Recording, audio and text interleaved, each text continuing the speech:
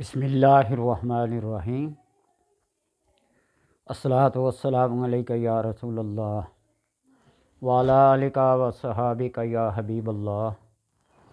اللہم صلی علی محمد وعلی آل محمد صلی اللہ علیہ یا محمد نور من نور اللہ۔ یہ ویڈیو ہر اس بندے کے لیے ہے، ہر اس انسان اور آدمی کے لیے ہے جو پریشان حال ہے، جو بیمار ہے، جو تنگ دست ہے۔ بیماری کو شفا میں تبدیل کرنا، تنگ دستی کو خوشحالی میں اور بے روزگاری کو روزگار میں تبدیل کرنے کے لیے اس سے بڑا اور اعلیٰ اور عمدہ وظیفہ کوئی نہیں، جو میرا تجربہ ہے ذاتی۔ باقی کسی کتاب، کسی یوٹیوب سے کوئی کلپ لے کر نہیں، بلکہ اپنا ذاتی اور تجربہ شدہ عمل ہے، جس کے لیے میں نے بہت محنت کی، تکالیف اٹھائی، کھانے پینے کے لحاظ سے، بول چال کے لحاظ سے، گھومنے پھرنے کے لحاظ سے پابند تھا۔ جون کے مہینے میں اور جولائی کے مہینے میں کوئی بند کمرے میں رہ کر خشک روٹی پانی کے ساتھ نمک کے ساتھ کھا کر چلا کرنا، گرمی سردی کا مقابلہ کرنا کوئی آسان کام نہیں ہے۔ میں اسکول سے جب 2 ماہ کی چھٹیاں ہوتی تھی نا، تو میرا یہی شغل ہوتا تھا۔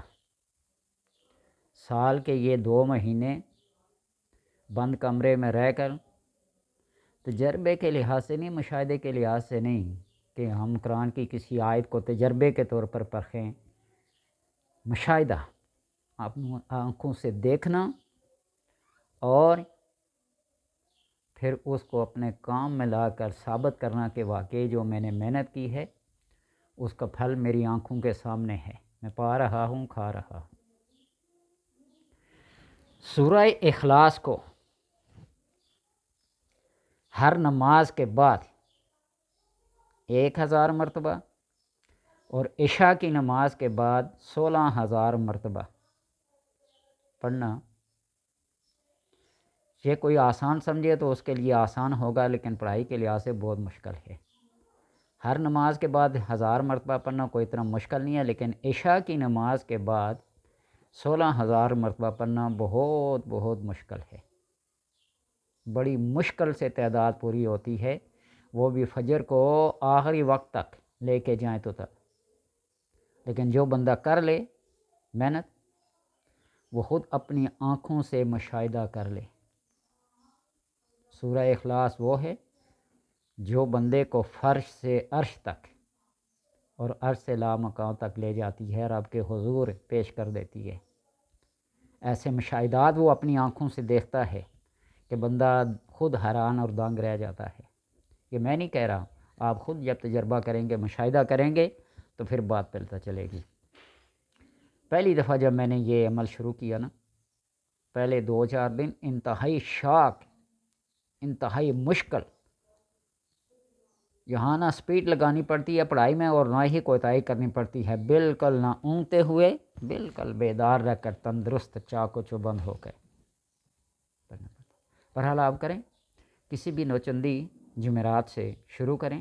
فجر کی نماز کے بعد 1000 مرتبہ، ظہر کے بعد 1000 مرتبہ، عصر کے بعد 1000 مرتبہ اور مغرب کے بعد 1000، یہ 4000 ہو گئے، اور عشاء کے بعد 16,000 مرتبہ پڑھنا، 40 دن تک یہ عمل کرنا، یہ 8 لاکھ مرتبہ بنتی ہے سورہ اخلاص۔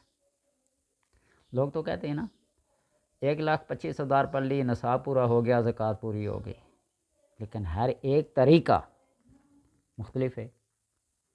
اس کو 8 لاکھ مرتبہ پڑھا، اور جب 40 دن کے بعد بندہ اٹھتا ہے نا، تو وہ اور کوئی تجربہ کریں یا نہ کریں، لیکن سامنے شیشہ دے کر آپ کو اپنا چہرہ دے کر اندازہ ہو جائے گا کہ میں نے کوئی محنت کی ہے۔ آپ قدموں سے چل کے کوئی 100 گز جائے نا، آپ کے پاؤں بتا دیں کہ ہاں میں نے بیٹھ کے کوئی محنت کی ہے۔ کوئی معمولی کام تو نہیں ہے، آسان کام نہیں ہے۔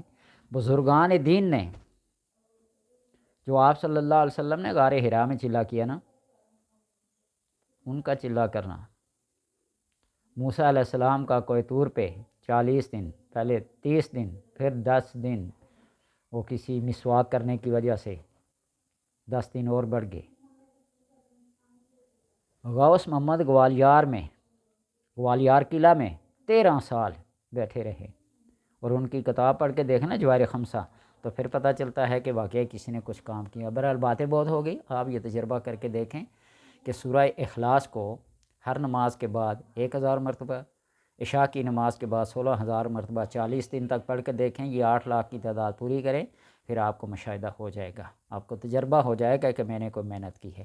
اس کے بعد آپ اس نیت سے سورہ اخلاص کو پڑھیں، اس نیت سے۔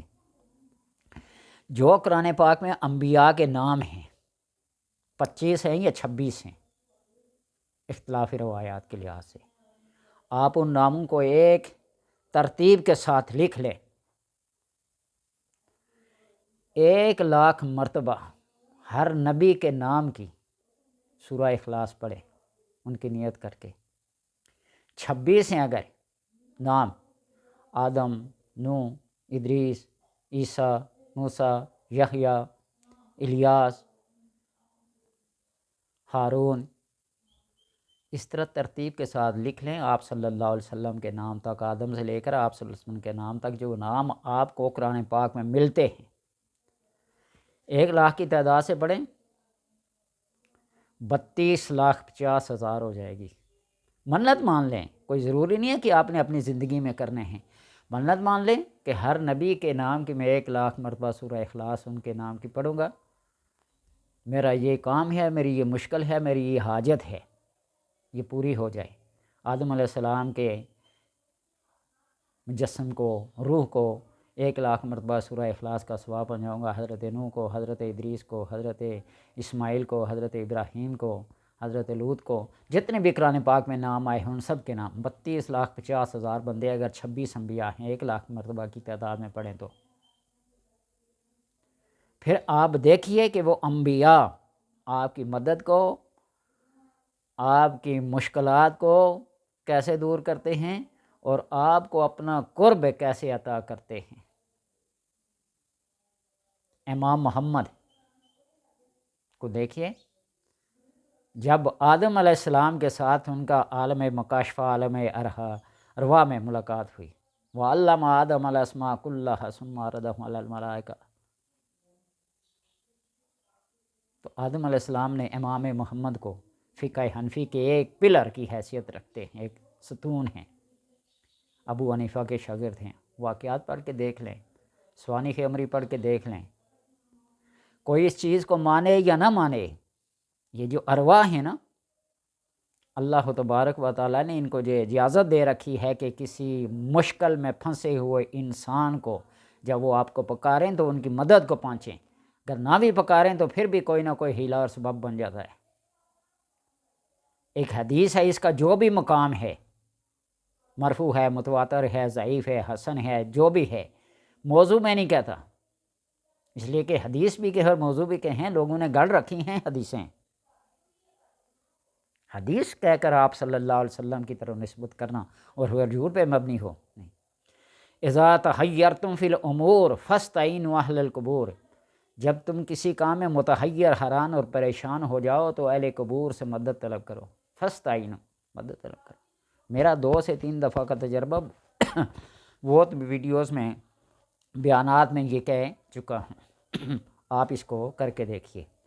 اور جب سورہ اخلاص کو اس نیت سے پڑھیں گے انبیاء کے نام کی، پھر آپ دیکھیے کہ آپ کو جو قرب ملتا ہے ان انبیاء کا وہ آپ خود مشاہدہ کریں گے، خواب کی حالت میں، عالم کشف میں، عالم ارواح میں، پھر بات بنتی ہے۔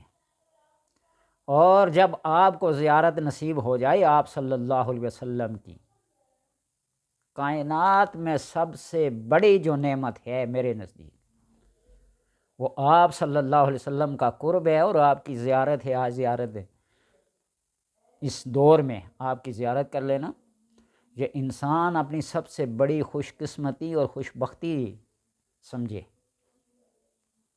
اور جب آپ کا قرآن، آپ کا مشاہدہ اور آپ کی زیارت ہو جائے، انسان پھر بندہ بن جاتا ہے۔ کسی بھی نبی کی آپ کو زیارت نصیب ہو، میں یہ نہیں کہتا، میں تحدیث نعمت کے طور پر کہتا ہوں۔ وہ جب پڑھا تھا نا کہ حضرت داؤد علیہ السلام جب زبور پڑھتے تھے، پرند چرند درند درخت ہر چیز ساکت اور جامد ہو جاتی تھی آپ کی آواز کو سن کے۔ میرے دل میں یہ شوق پیدا ہوا کہ کاش میں بھی اپنے کسی بھی لحاظ سے دیکھ لوں۔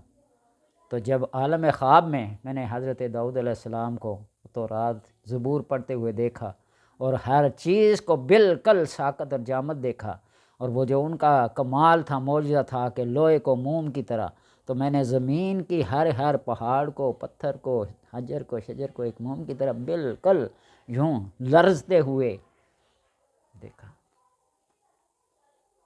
تو بات یہ ہے، اور یہ انبیاء کا قرب حاصل ہو جائے تو پھر خدا تعالیٰ اپنے انوار و تجلیات کی اس بارش میں نہاوے دیتا ہے۔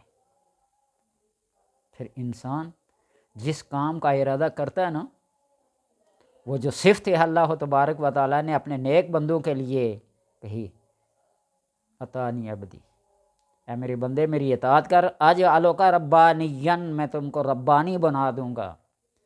تقول للشیء، تم جب کسی چیز کے لیے کہو گے کن ہو جا، فیکون، وہ ہو جائے گی۔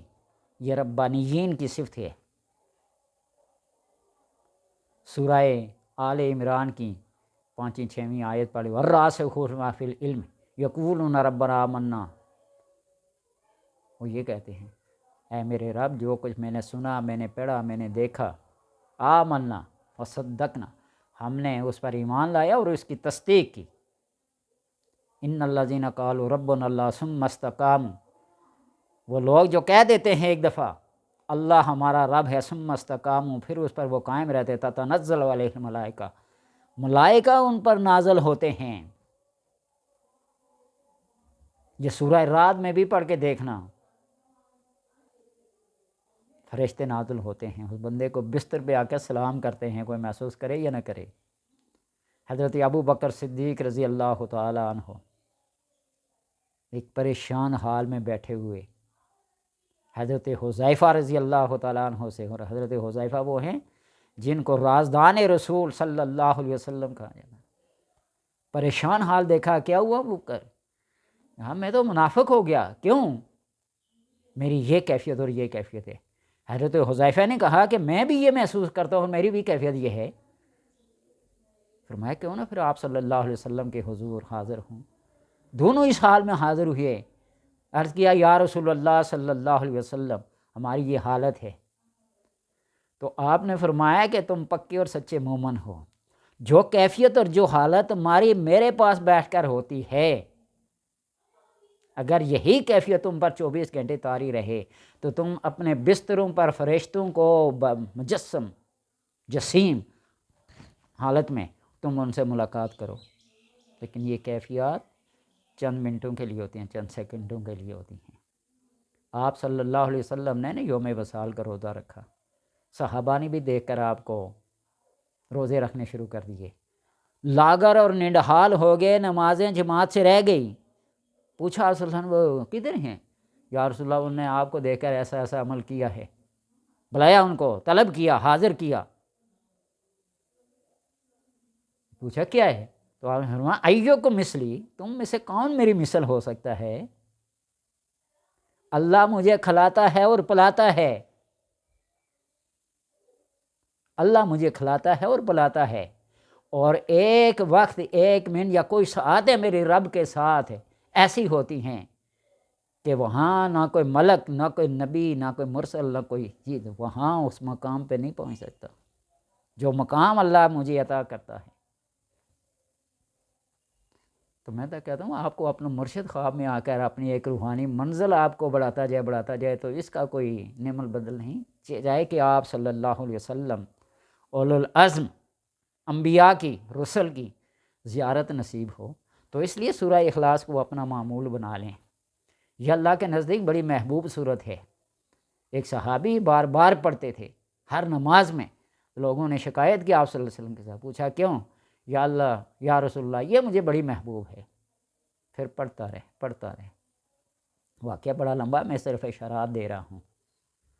تو اس لیے ہر نماز کے بعد 1000 مرتبہ، عشاء کی نماز کے بعد 16000 مرتبہ، اسی تعداد سے آپ 40 دن تک پڑھیں، 8 لاکھ بنے گی۔ اس کے بعد پھر دیکھیں آپ کی حاجات، آپ کی مشکلات اور آپ کے مقامات، جو روحانی منزلیں آپ کو ملیں، وہ پھر آپ کسی کو بیان کریں گے، کوئی یقین نہیں کرے گا، وہ کہے گا ایسے لطیفے، جس طرح آج کل لوگ کہتے ہیں نا کیمرے کے سامنے کرامت ظاہر کرو۔ بھائی کرامتیں کو ظاہر کرنے کی چیز ہوتی ہے۔ کرامتوں کے بارے میں پڑھیں نا احادیث میں، سلف صالحین کے آثار میں کیا ہے، یہ عورتوں کی وہ خفیہ چیزیں ہیں جو وہ چھپاتی ہیں۔ میں وہ لفظ کیا بولوں، وہ جو گندگی عورت چھپاتی پھرتی ہے، یہ کرامتیں ظاہر کرنا یہ وہ چیز ہے۔ کرامت کسی کو دکھانے کی نہیں ہوتی، معجزہ دکھانے کے لیے نہیں ہوتا۔